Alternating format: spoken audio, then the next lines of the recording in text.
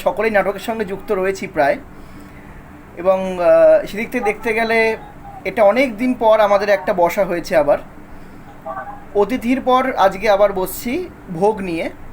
অভীক সরকারের ভোগ সকলেরই চেনা গল্প, ইতিমধ্যেই আমাদের ইউটিউবে পোস্ট হয়ে গেছে এবং প্রায় হাজারের কাছাকাছি মানুষ দেখেও ফেলেছে। এটা আমাদের বড় প্রাপ্তি একটা। তো সেগুলো যাদের জন্য সম্ভব হয়েছে তার মধ্যে তিথি, সুখেন্দু কাকু, দেবব্রতদা সকলে এক একটা জায়গা নিয়েছে আমার এই গল্পের। সকলের কাছে আমি কি বলবো, কৃতজ্ঞ নয়, এটা হচ্ছে আমরা সকলে একটা টিম হিসেবে কাজ করি। এবং সেদিক থেকে দেখতে গেলে দেবব্রত দা সুখেন্দু কাকুর মারফতে এসছে, তিথি তো প্রথম থেকেই রয়েছে। এছাড়া গল্পে আমাদের ছিলেন সত্যেন্দ্রলাল চক্রবর্তী, যিনি ছিলেন বীরত্ব মিশ্রের ভূমিকা পালন করেছেন। অন্যদিকে সুস্মিতা পুষ্পরানী এবং আমার একজন চেনা পপি ঘোষ, ও ছিল পুত্রবধূ হিসেবে। তো মানুষের সাড়া পাচ্ছি ভোগ গল্পে, সেটা সকলেই সম্ভব হয়েছে সকলের সাহায্যে, সকলকে সঙ্গে নিয়ে। তো প্রথমে আসবো আমার ভবেশ কাকুর কাছে, মানে যিনি আর কি সুখেন্দু দেবনাথ, যিনি শেষ পর্যন্ত রহস্য উন্মোচন করেছেন, তার কাছে যে এই চরিত্রটা করে কেমন লেগেছে তুমি যদি বলো।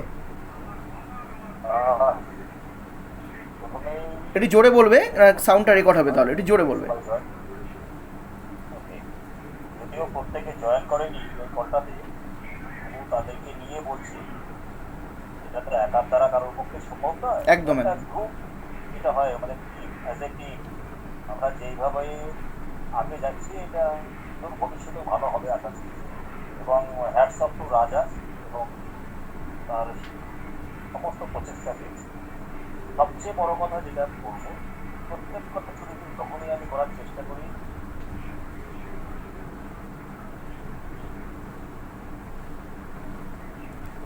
নেটওয়ার্ক সমস্যা বোধ হয় নাকি? কথাটা কথাটা হ্যাঁ নেটওয়ার্ক সমস্যা, এইভাবে করতে হবে ওইভাবে করতে হবে। কথা ঠিক আছে? হ্যাঁ হ্যাঁ, বলো বলো বলো, শুনছি। হ্যাঁ বলো বলো। মাঝখানে একটু আটকে গেছিল।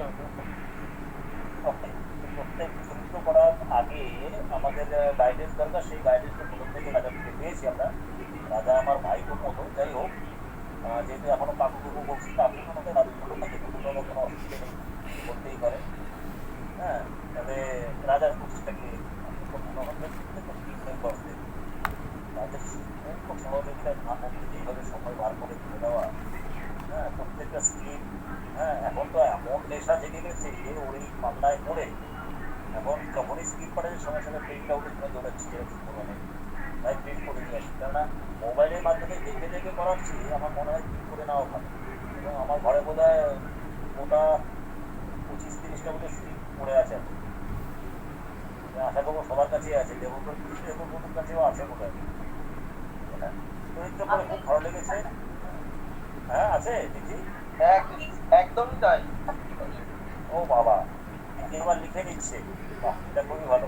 দেবব্রত না পারলে দেবব্রত দিয়ে দেখাচ্ছে। আরে একদম একদমই তাই। আমি তো প্রথম তাই করছিলাম। আমার বউ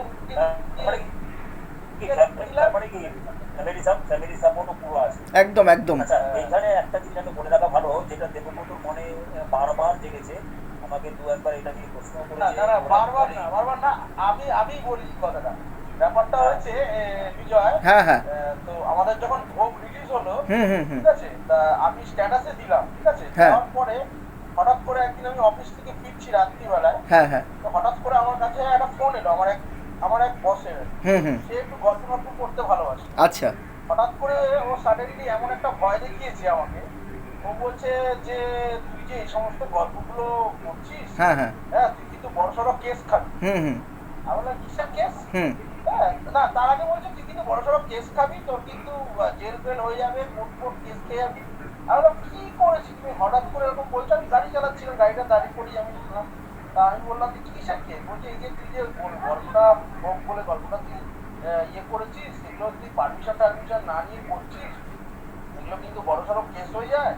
হ্যাঁ দেখে নিস ভাই, হ্যাঁ বড়সড় কেস হয়ে গেলে তুই ফেসে যাবি। আমি বললাম ঠিক আছে বলে ফোনটা কেটে দিল। তারপরে আমি কি করি, এক জায়গায় দাঁড়িয়ে সুতনদাকে ফোন করেছি, তাকে ফোন করে পুরো ব্যাপারটা বুঝিয়ে বললাম। তখন সুতনদা আমাকে ব্যাপারটা পুরো বুঝিয়ে বললো। আমি বললাম যে ঠিক আছে, তাহলে এরপরে যদি কোনোদিন ও ফোন করে তাহলে আমি ইয়ে করবো, তোমাকে ডাইরেক্টলি কনফারেন্সে নিয়ে আমি যদি পুরোটা অ্যান্সার নাও দিতে পারি তাহলে তোমাকে লাইভ দিয়ে নেবো। সুতনদা বললো ঠিক আছে, কোনো অসুবিধা নেই, তুমি আমাকে লাইভ। এমনি আদার্স কোনো বন্ধু বান্ধব আমার এরকম করেনি।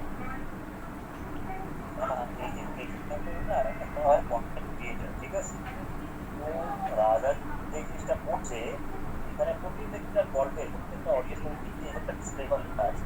এই যা ভদ্রলোক দেখলো না, পড়লো না, বুঝলো না। হ্যাঁ, এবার যে বিষয়টা সেটা হচ্ছে যে আমরা গল্পটা করছি, এবার গল্পটা আমরা অনলাইন থেকে কালেক্ট করছি, তারপরে করছি। যদি করার না অনুমতিই থাকতো তাহলে গল্পগুলো কেন অনলাইনে পাবলিশ করা হবে? এবং তাছাড়া হচ্ছে আমার যদি সেরকম কোনো কিছু থাকে আমার সঙ্গে সঙ্গে কপিরাইট ক্লেম চলে আসবে আমার ছাড়ার পরে, কিন্তু সেখানে কিন্তু কোনো রকম কিছু আসছে না। সুতরাং যিনি বলেছেন যে এরকম ব্যাপার স্যাপার হতে পারে তিনি হয়তো জানেন না, এবং ইউটিউবে অনেক চ্যানেল আছে যারা এই সমস্ত গল্পগুলো করে, ঠিক আছে। এবং সেক্ষেত্রে সেটা টোটালি আমাদের নিজেদের ভয়েস, আমরা কারো ভয়েস চুরি করছি না বা আমরা কোনো মিউজিক চুরি করছি না, আমাদের সমস্ত কিছু নিজেদের তৈরি করা।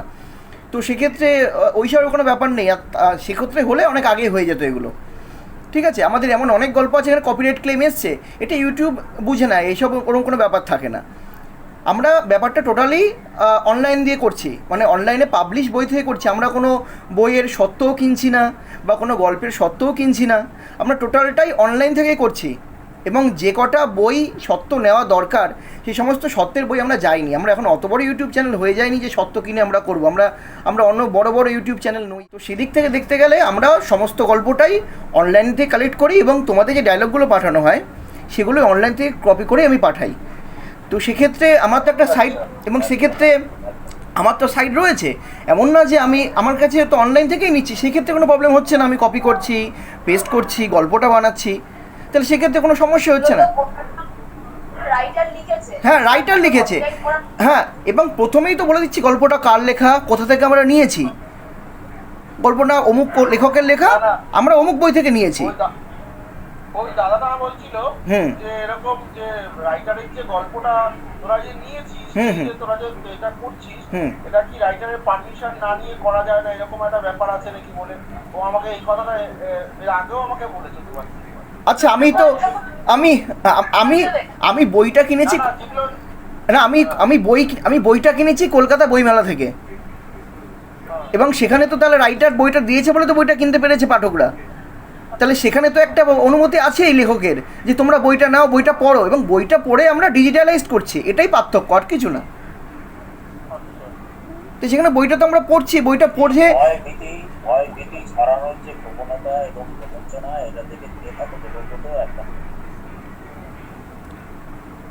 এবং আমরা তো বইটা অনলাইন থেকে আমরা বইটা কিনেছি, বইটা আমি দেখিয়েছি, ছবিও ছেড়েছি গ্রুপে, এবং ইনকিউজিশন বইটার নাম।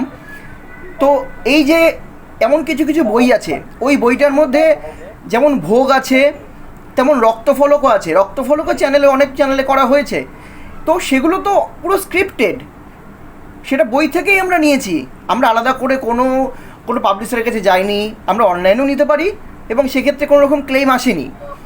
তো সেক্ষেত্রে যদি প্রথমেই এরকম হাসতো যে কোনো কেস হয় বা এমন কিছু হবে, তো সেক্ষেত্রে আমার ইউটিউবে সেটা কপিরাইট হয়ে যেত। কপিরাইট কিন্তু হয়নি। 2 ঘন্টা 16 মিনিট 24 সেকেন্ডের ভিডিও মানুষ শুনছে এবং সাবস্ক্রাইবার বেড়েছে, মানুষ 1000 জনের কাছাকাছি দেখছে, সেক্ষেত্রে কোনো রকম ক্লেম হয়নি। এমনকি আরেকটা কথা বলে রাখি যে আগে একটা গল্প করা হয়েছে, সেটা হচ্ছে বিভূতিভূষণ বন্দ্যোপাধ্যায়ের ছিল তারানাথ তান্ত্রিকের গল্প, সেটাও কিন্তু আমি অনলাইন থেকেই করেছি, সেটাও একই লেন্থের, এবং সেক্ষেত্রেও কিন্তু কোনো রকম কপিরাইট ক্লেম আসেনি। সেক্ষেত্রে 10,000 ভিউ হয়েছে। কেন হয়েছে এটা? সুতরাং যিনি এটা বলছেন তিনি হয়তো পুরোটা জানেন না, বা জানেন কিছুটা কিন্তু সেটা টোটালটা মিলিয়ে ফেলেছে। আমরা কোনো সময় কোনো পাবলিশার্সের তখন কিনতে হবে যখন গল্পটা আমরা প্রথম করব। কোনো পাবলিশার্স বের করেছে গল্পটা হয়তো বেরায়নি বা এমন কোনো জায়গায় প্রকাশিত হয়েছে বা 1 সপ্তাহ বাদে প্রকাশিত হবে, তখন পাবলিশারের অনুমতি নিতে লাগে যে আমরা এই গল্পটাই করতে পারি। তখন গল্পটি করতে পারি, তখন যদি ওরা অনুমতি দেয়। হ্যাঁ আমি যদিও বা তাকে বলেছি যে আমাদের এরকম হ্যাঁ করাই আছে, না হলে এতগুলো গল্প বার করেছে আমাদের হ্যাঁ। কোনো রকম ডিস্টার্ব হয়। প্রায় এই গল্প, হ্যাঁ ঠিক আছে। হ্যাঁ, এবং ইনকুইজিশন গল্প, হ্যাঁ এবং ইনকুইজিশন বইটা যদি এরকমই হতো, আমি একটা কথা বলি, যদি একটা কথা বলি, যদি এরকমই হতো না, তাহলে তুমি ওই মাইক্রোফোন হাতে নিয়ে না কিশোর কুমার সেন গান গাইতে পারতেন। একদম একদম একদম। দাদা আমি একটা গান গাইছি, সুতরাং এসব মাথা থেকে হাঁটিয়ে দাও, এবং যে সমস্ত ক্যারেক্টার পাঠানো হচ্ছে এবং পরবর্তীতে যারা পাঠানো হবে সেগুলোতে মনোনিবেশ। আচ্ছা, অনেক সিরিয়াস আলোচনা হলো। এবার আসছি আমাদের ডামরির কাছে। ডামরি বা মাতঙ্গী যাই বলা হোক না কেন, মানে গলাটা তো অদ্ভুত, এবং গলাটার সঙ্গে সঙ্গে যে ভাবটা ফুটিয়ে তোলে সেটাও অদ্ভুত। ডামরি বা আমাদের তিথি চক্রবর্তী যদি কিছু বলে তার চরিত্র নিয়ে, অনেক গল্পই করেছে তিথি। আমার এই চ্যানেলে আমি 2025-এর 11ই ফেব্রুয়ারি ফার্স্ট আমার স্ক্রিপ্ট পাই, আমার ফার্স্ট গল্প। সেটা সম্ভবত 18ই ফেব্রুয়ারি রিলিজ হয়েছিল সেই গল্প। তো আমার 1 বছরের বেশি এই চ্যানেলে হয়ে গেছে। আর যেসব ক্যারেক্টার আমি পেয়েছি সেগুলো সব ভালো ভালো ক্যারেক্টার, মানে বিভিন্ন রকম ভয়েসের বিভিন্ন রকম ভাবে করার মতন ক্যারেক্টার পেয়েছি আমি।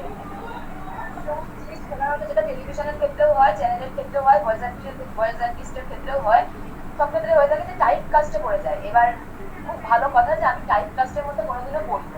বিজয় আমাকে খুব দেখে দেখে ভালো ভালো ক্যারেক্টারের গুলো দিয়েছে, মানে ওর মধ্যে যে আমি ভালো করতে পারবো সেই অনুযায়ী। আমি জানি না এবার কতটা কি আমি করতে পারি। সেখানে আমি শুধুমাত্র যে বিভিন্ন রকমের ক্যারেক্টার পেয়েছি তা নয়, লিঙ্গ নির্বিশেষে ক্যারেক্টারও পেয়েছি।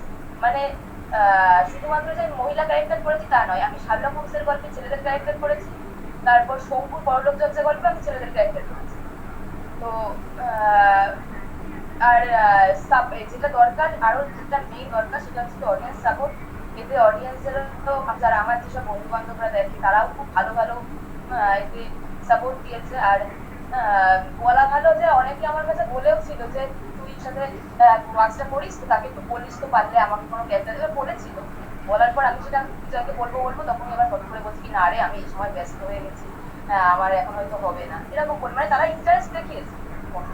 তো বলা ভালো যে এটা যদি অডিয়েন্সের সাপোর্ট আরো পাওয়া যায় তো আমরা আর ওই দেবব্রত আঙ্কেল যেটা বললেন যে কেউ একজন আমি কিছু বলেছে এই নিয়ে, তো উনি এই কথাটা বললে আমাদের আরো জেদ হোক বা কিছু মানে আমাদের খিদে বাড়িয়ে দিচ্ছে, খিদে।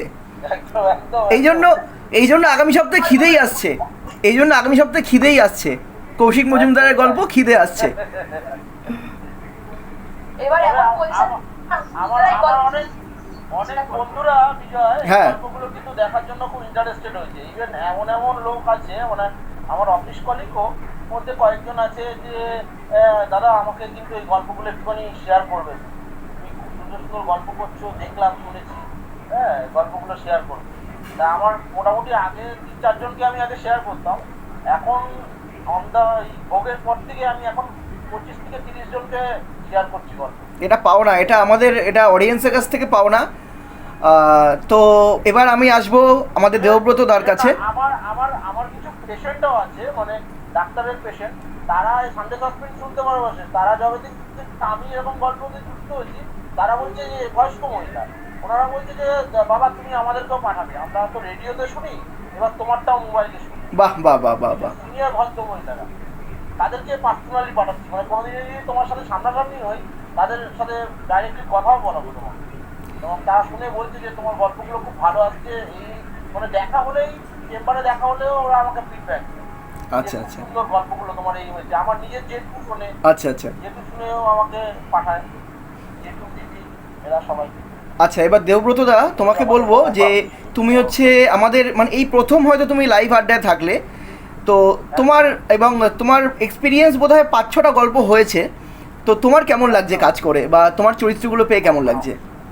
আমার খুবই ভালো লাগছে। দেখো আমি নাটক 2000 যখন আমি 7-এ পড়ি তখন আমার যে দাদা ছিল দাদা, ও হচ্ছে আমার শিক্ষাগুরু, আমার দাদার কাছ থেকে আমি ফার্স্ট নাটকের কাজ শিখি। আমার ফার্স্ট নাটক হচ্ছে কি অবাক জল্পন বলে আমি একটা নাটক থিয়েটার করেছিলাম। তারপরে আরো 3-4টে থিয়েটারও করেছি লোক সংস্কৃত ভবন। আচ্ছা আচ্ছা। সেটা আমি মাধ্যমিক অব্দি আমি করেছি, 2022 অব্দি, 2002 অব্দি। 2002 এ লাস্ট আমি এই থিয়েটার করে তারপরে আমি থিয়েটার থেকে পুরোটাই সরে যাই। তারপরে হঠাৎ করে সুখেনদাকে আমি একদিন দেখি যে এরকম নাটক ফাটক করতে। তা আমি দেখে বলি, সুখেনদা বা খুব সুন্দর জিনিস তো তুমি যে করছো, তাহলে আমাকে একটা ক্যারেক্টার ফ্যারেক্টার দাও, তাহলে একবার একটু ট্রাই করি। আমি তো অনেক বছর আগে করেছি, তারপরে ছেড়েও দিয়েছি, এগুলো থেকে সরে গেছি। দেখি একবার চেষ্টা করে যদি পারি আর কি করতে। সুখেনদা দেখালো দু একটা গল্প আমাকে বললো যে এগুলো করো, এটি করি। তারপর তো তোমার সাথে আলাপ হলো, তবে তুমি দিলে, করে খুবই ভালো লাগছে। হ্যাঁ, কিন্তু করে ফেলি, বাহ। যতটা চেষ্টা করি ভালো করে করার। জানি না, বার্তা দিলে তোমার উপর। না না, আমার উপর না, সবই তোমাদের তোমাদের তোমাদের বলা, তোমাদের সব কিছু নিয়েই আমাদের পথ চলা। আমার পথ চলা শুধু না, আমাদের পথ চলা ঝরা পাতা চ্যানেলের পথ চলা। তো আমার সঙ্গে আরও মানে ছিল আজকে সত্যেন্দ্রলাল চক্রবর্তী, যিনি দ্বিজত্ব মিশ্রের ভূমিকা করেছেন, উনি আসতে পারেননি, সুস্মিতা কাজের জন্য আসতে পারেনি। পপিকে বলেছিলাম, পপি চেষ্টা করবে বলেছিল, ও হয়তো কোনো কারণের জন্য আসতে পারেনি। তো আমাদের গল্পটা এখনই চলছে, খুবই ভালো চলছে, মানুষের শুনছে মানুষ। প্রায় আমি দেখছি কয়েক সেকেন্ড বা মিনিটের মধ্যে 100 জন 200 জন বেড়ে যাচ্ছে। এবং সেটা সবটাই আমাদের টিমের একটা কাজের ওপরে নির্ভর করে কাজটা হয়েছে। সকলকে ধন্যবাদ জানাবো না, কৃতজ্ঞতাও জানাবো না, এটা আমাদের পাওনা, আমাদের সকলের পাওনা। এবং তিথি ডামরি তো অসাধারণ, আমাদের দ্বিজত্ব মিশ্র তো ছিলেন, এছাড়া আমাদের ভবেশ কাকু, যিনি আমাকে বিপথে যেতে যেতে যেতে যেতে শেষ ফিনিশিং বাঁচিয়ে দিয়েছেন, নাহলে কোথায় চলে যেতাম কে জানে। আর আমার বন্ধু তো প্রথমেই আমাকে দিয়ে দিয়েছে একখানা মূর্তি, শেষ ফিনিশিং গিয়ে কী হলো সেটা জানে সবাই। তো সকলে শুনছে, ভালো বলছে, রেসপন্স পাচ্ছি, সকলের ভালোবাসায় সকলকে সাথে নিয়ে আমরা চলছি। তো আগামী সপ্তাহে কৌশিক মজুমদারের খিদে আসছে।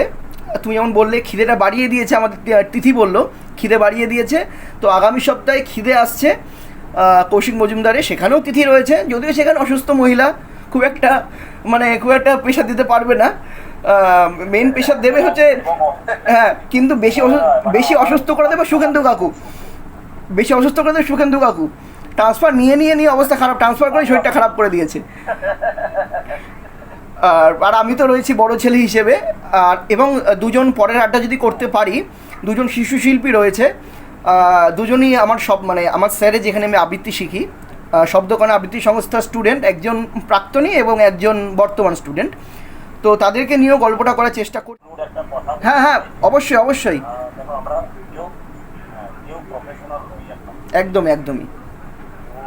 আমার বসকে একবার শুনেছিলাম একটা গল্প, তো ওনার বক্তব্য করছে যে মানে প্রথম দিকের কথা বলছি, শুনে বলছে মনে হচ্ছে যেন পেপার দেখতে নিউজ পেপার পড়ছে, ঠিক আছে, পেপার দেখছেন দেখে দেখে পড়ছে, দেখা মনে হচ্ছে না। আমরা চাইছি কি একসঙ্গে বসে একটা এইসব ব্যাপারে একটু আলোচনা করে নেওয়া, ঠিক আছে, এটা লাইভ আলোচনা, এই ভিডিও বা কনফারেন্স কলের কথা বলছিলেন, মানে আমনের সামনে বসে না, একদমই তাই, একদম মধ্যে কি করে, তাতে কি হবে, এটা আরো যেরকম ভয়েস আসে আর কি, একটা সামান্য ডায়লগ দেওয়া হলো, বা এই ডায়লগটা তুমি কি করতে পারো, যে কি পরিস্থিতি ছিল দিদি, বুঝতে পারছো কি বলছি? এতে হ্যাঁ, যেমন টিভির যেরকম হচ্ছে হরমোনা voice, হরমোনা in the sense O multiply, ও সমস্ত ধরনের ভয়েস করতে পারি। যখন কান্না করারও কান্না করে দিচ্ছি, হেসে দিচ্ছে, তারপর এখনো হাসি, এখনই হেসে দেখতে হয়, যাই হোক ওর মধ্যে আলাদাই প্রতিভা আছে, এই যে বলতে বলতে। এটাই আর কি আমরা চাইছি, একটু আমাদের যে গ্রুপটা আছে, একটা আপাতত এই 4 জন রয়েছে, এবং যারা নতুন জয়েন করছে না, তার দিকে কি হবে একটা সিডি হওয়া দরকার, কোনো একটা সার্কেল আমার মনে হয় আর কি। একদম একদম। সপ্তাহে খিদে আসছে, সকলকে জানিয়ে রাখলাম, সকলে পাশে থাকবেন, আমাদের সঙ্গে থাকবেন। সকলকে শুভরাত্রি, ভালো থাকবেন সকলে।